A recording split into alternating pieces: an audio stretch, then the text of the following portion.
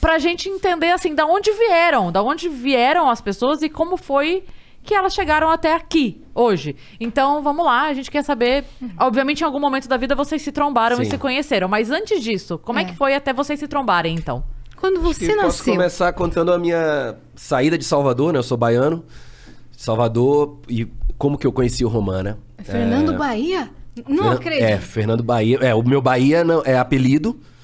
Aí vai uma explicação que eu tenho que dar sempre. O meu Bahia apelido. Ele deu um jeito de por causa do estado que eu nasci, a Bahia, mas sem o eu H. tirei o H porque eu sou torcedor do Vitória e eu não ia ter um apelido com a mesma grafia do time rival ao meu. Lembra que o Juninho Bill falou aqui aquele dia que ele era doido pelo time, que ele não sei o que? É isso. Que eles jogavam futebol juntos, ele gritava... Exatamente. Sim, o Juninho Bill joga muito. Joga bem? Ele já foi jogador, né? Caraca, isso é A verdade. gente jogava bola com ele aqui na Zona Leste. Mas então, eu nasci em Salvador e eu sempre quis ser músico. Eu nunca pensei em outra profissão. Eu sempre tive essa certeza que eu ia ser músico e eu queria tocar rock. Eu queria ter uma banda de rock. É muito fácil você ser músico em Salvador. Na época era fácil, porque a música, a Axé Music bombava. Então, assim, você... Era só estudar, tocar bem, você ia tocar. Porque todo mundo era músico, todo mundo tocava. Só que eu queria tocar numa banda de rock. E aí, eu... acabei conhecendo um cara em Salvador, Júnior Meira, meu brother, que ele é carioca, tinha chegado em Salvador, o pai dele era militar e o pai dele tinha sido transferido e tal. E nós montamos uma banda e ele falou, cara, eu quero montar uma banda pra ir pro Rio de Janeiro pra tentar a vida de músico.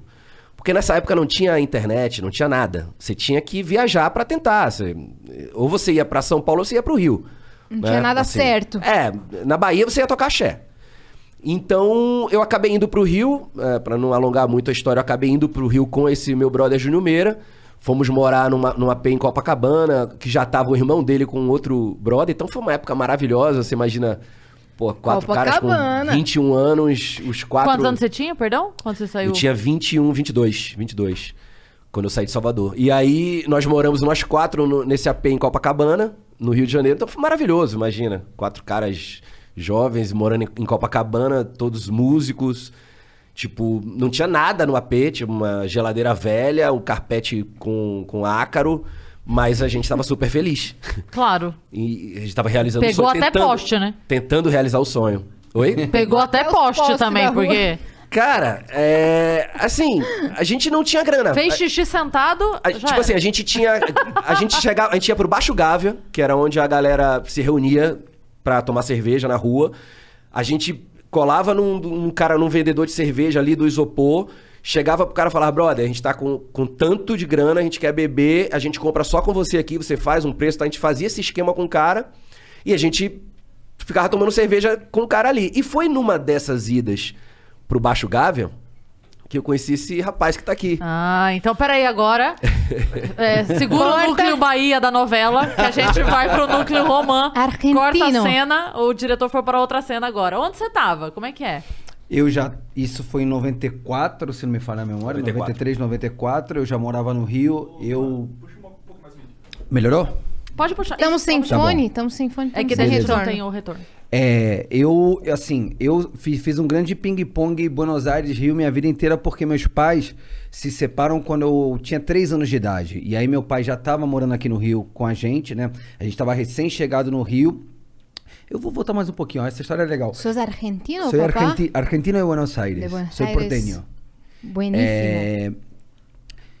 Meu pai, quando eu nasci, meu irmão nasce, a diferença entre meu irmão é muito pequena, é de 14 meses. E era a época que o argentino ele tem um lado político muito forte, né? Desde sempre. E naquele momento era a época que o Perón, Juan Domingo Perón, estava voltando do exílio na Espanha. O Perón, baita presidente populista, assim, enfim, um ícone da política argentina. E aí ele tava voltando e as ruas, eu ia falar as cages, as ruas da Argentina, né, de Buenos Aires, tomadas por los montoneros, que eram os apoiadores do peronismo, passando na rua. E meu pai, ele olha assim pra mim, pro meu irmão, 2 bebês, e fala, cara, eu não vou criar meus filhos nessa bagunça política, eu vou pro Brasil. E aí meu pai, apesar de já ser formado em medicina pela Universidade de Buenos Aires, ele estava muito com fotografia, então ele veio para cá para o mercado publicitário. Veio para São Paulo sozinho, arrumou uma agência de publicidade, arrumou emprego, arrumou apartamento, arrumou tudo e falou, bom, agora vou trazer meus filhos e minha mulher. E aí ele tava com um dia livre, um amigo dele em São Paulo falou assim pra ele, você conhece o Rio de Janeiro? Ele falou, não, pô, tem um dia livre, não volta pra Argentina sem conhecer o Rio de Janeiro. Bom, meu pai chegou no Rio de Janeiro e falou, São Paulo é o caralho. Vou morar no Rio de Janeiro, porque ele era um fanático de MPB, ouvia Vinícius de Moraes e Garota de Ipanema. E ele falou, cara, isso aqui é tudo que eu vi no Tem inverno. como se apaixonar por Clima ele. tropical. Inverno de tudo. Buenos Aires, Garota de Ipanema, e de repente ele tava ali. E foi o que ele fez. Mudou tudo, conseguiu tudo no Rio de Janeiro, trouxe minha mãe, eu e meu irmão, ou seja, a sua mulher e os filhos. Só que na sequência eles se desentendem. Meus pais eram muito novos. E aí minha mãe volta pra Argentina, eles se separam e aí eu fiquei... Tudo isso pra dizer que eu fiquei bom tempo da minha vida, da minha adolescência, fazendo Buenos Aires, Rio. Buenos Aires morava um pouco com meu pai, um pouco com a minha mãe, um pouco com meu pai, um pouco com a minha mãe. Até que decidi finalmente... Isso em 87, falar, não, cara, eu vou morar no Brasil, vou morar no Rio de Janeiro. Por quê? Porque eu já tinha uma veia musical, assim como o Bahia, eu também tinha já meu objetivo de vida, apesar de muito novo, eu já tinha descoberto o baixo, já sabia que eu queria ser baixista e tal. E em Buenos Aires eu tinha uma sociedade super conservadora, que eu ia de gravata pra escola, eu tinha 12 anos, eu já fazia nó de gravata, sapato e tal.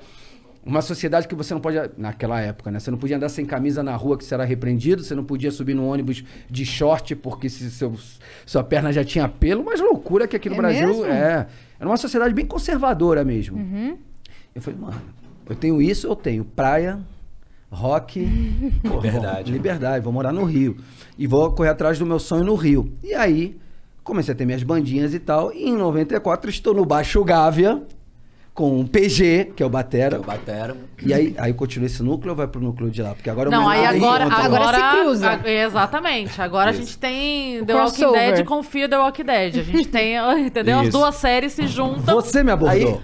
Aí Você me nessa abordou. época, eu tô lembrando. aí estava pra contar a história. Eu e o Júnior Meira, nós fomos pro Rio sem baixista. Por quê? Porque o nosso baixista em Salvador era menor. E aí o Júnior, antes de viajar, o Júnior falou assim, velho, Ivanzinho é o nome dele, Ivanzinho é muito louco. A gente vai morar no Rio de Janeiro, o cara é menor, é melhor a gente ir sem ele, que a gente vai ter que ficar responsável. Eu falei, claro, velho, certíssimo. Fomos sem baixista, no Rio a gente encontra um baixista. Só que, como eu falei, não tinha celular na época, não tinha internet, não tinha nada. Como é que você... É na rua, ou... Baixista! Aí tinha uns classificados que você colocava anúncio. Sim. E as bandas colocavam anúncio. Banda formada, procurando baixista. E a gente fez isso. A gente colocou um anúncio e a gente recebia os caras que queriam entrar pra banda lá no AP. Cara, testamos uns 10 caras. Quando o cara tocava bem, o cara, tipo, era completamente louco, ou a gente via que o cara era, tipo, tá ligado? Mau caráter, irresponsável, a gente não queria problema, mais do que a gente já tinha. Quando o cara era gente boa, porra, visual bacana, pá, gente boa, né? O cara tocava uma merda. E isso, cara, e isso foi cansando. Aí um E o belo Romão dia... é qual? Que toca Não. mal?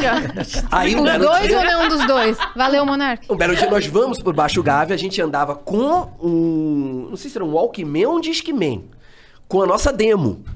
A gente viajou com a demo. Eu trabalhei um mês em Salvador num estúdio, fiz um estágio no estúdio. E na hora o pagamento eu pedi que fosse a gravação da demo da banda. Caramba!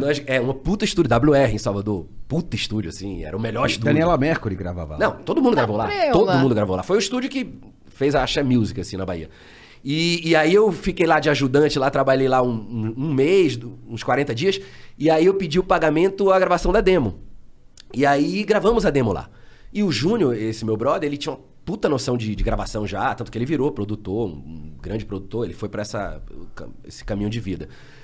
E nós abordamos o Romão e o PG, os dois cabeludos, claro, músicos. O PG com a camisa escrito Zildjian, que é uma marca famosa de pratos, era a marca mais famosa do mundo, talvez ainda seja, não sei. Aí a gente falou, bom, aquele ali é batera. Aí o Júnior Meira... Ai, que maravilhoso! Aí o Júnior Meira virou pra mim e falou assim, e aquele ali é baixista. Eu falei, como você sabe? Aí esse Júnior Meira é uma figura, né? O Júnior Meira virou pra mim e falou assim, ele é baixista, rapaz, eu conheço as pessoas. Ele sempre fala, ele fala assim, eu conheço as pessoas, me respeite. Ele é baixista. Chegou lá, E era mesmo. era baixista. Aí mostramos a demo pra eles, eles ouviram, E beleza, estabelecemos esse contato, falamos que a gente tava sem baixista, só que aí o Roman falou, cara, eu já tenho um projeto e tal. Na época era o Flor Eu de já Aço, tocava com o PG já era batera comigo, e eu tinha uma banda e eu falei, assim, naquela época todo mundo tinha 10 bandas. Tipo, era normal o cara ter mais de uma banda. E eu não. Eu sempre gostei de ter uma parada na minha vida e botar toda a minha energia naquilo. Era o foco. E aí eu falei exatamente isso pra ele. Falei, cara, eu já tenho uma banda, mas vou ficar atento. Se eu conhecer algum baixista de bobeira, vou te indicar. Aí continuamos os testes lá em casa. Mas gostei do som deles. Inclusive, fiquei impressionado com a bateria. Era um som mais heavy metal e o pedal duplo era muito bom. E era você o baterista. Aí eu era batera. Até então não era percussionista. Quem me Da transformou em percussionista foi esse cara aqui. Eu era batera. E eu tocava bem, modéstia à parte, eu tocava bem, né? Eu estudava, eu tocava bem nessa época. E aí, beleza. Aí continuamos testando baixista e tal. E nada. Até que meses depois, 2 ou 3 meses depois, eu fui num show do Megadeth, no Rio de Janeiro. E teve até uma história engraçada com o Roman durante o show, que eu dei um mosh, a galera me jogou na frente do palco, eu caí no chão. Quando eu caí, que eu olhei, tava o Dave Mustaine do Megadeth me olhando, assim. Você pulou na galera, que nem...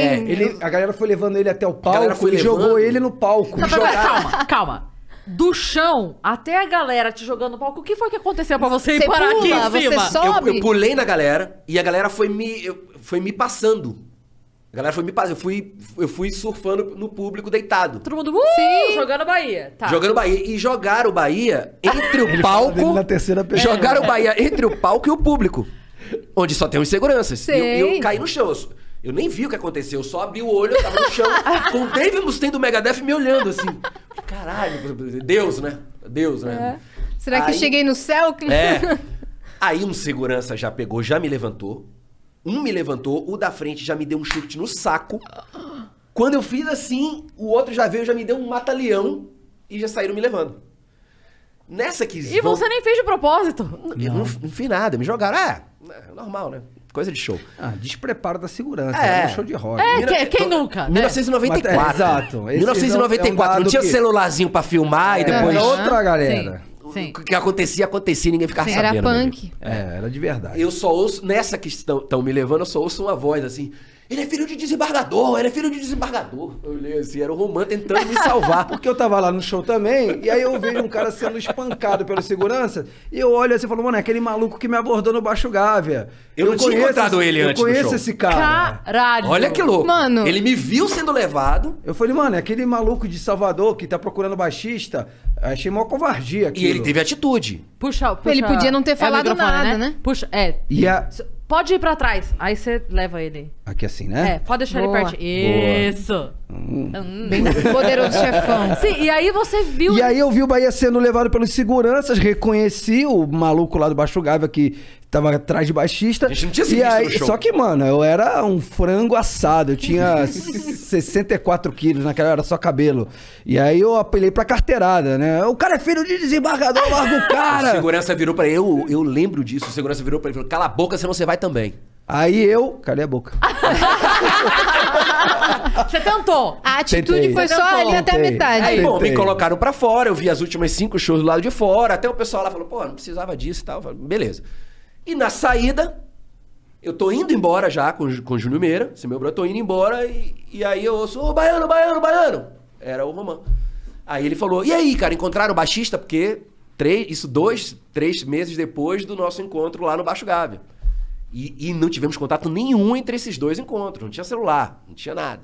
Às vezes, Deus se disfarça de tombo no show. de rock. Às vezes Deus se disfarça de segurança. É. Te dá umas porradas. Isso. Pra depois te levantar. Pra É isso. depois você Verdade. encontrar o cara. E aí ele pergunta pra mim, já encontraram o baixista? E a gente continuava na saga de... Não, cara. Aí ele virou e falou assim, cara, faz o seguinte, eu vou tocar com vocês até vocês encontrarem um baixista. Eu não posso, eu tenho o meu projeto, mas eu vou quebrar essa. E aí ele começa a tocar comigo e com o Júnior Meira, esse meu brother. A gente forma esse trio, né? Power Trio.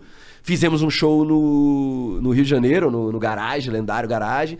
E fomos fazer um show em Salvador, o primeiro palco do rock em Salvador, que foi o primeiro festival de rock dentro do Carnaval de Salvador. Ganhamos uma grana que a gente nunca tinha ganho, porque o cara lá do sindicato do rock entrou na justiça falando, não existe lei que diga que a prefeitura só pode contratar artistas de axé music. E o cara ganhou. E a prefeitura, na época, foi obrigada a fazer um palco do rock no carnaval para contratar bandas de rock. E aí teve um concurso de bandas e as primeiras, sei lá, 30, 40 bandas tocariam. A gente ficou em segundo lugar. Nossa. Primeiro lugar foi o organizador. Mas tudo bem. O cara que ganhou. Ele lutou por isso. O cara lutou por isso, E exatamente. esse show foi a primeira vez que eu toquei, que eu subi num palco pra tocar e ganhei um cachê. Eu lembro, foi a primeira vez que eu ganhei dinheiro tocando rock.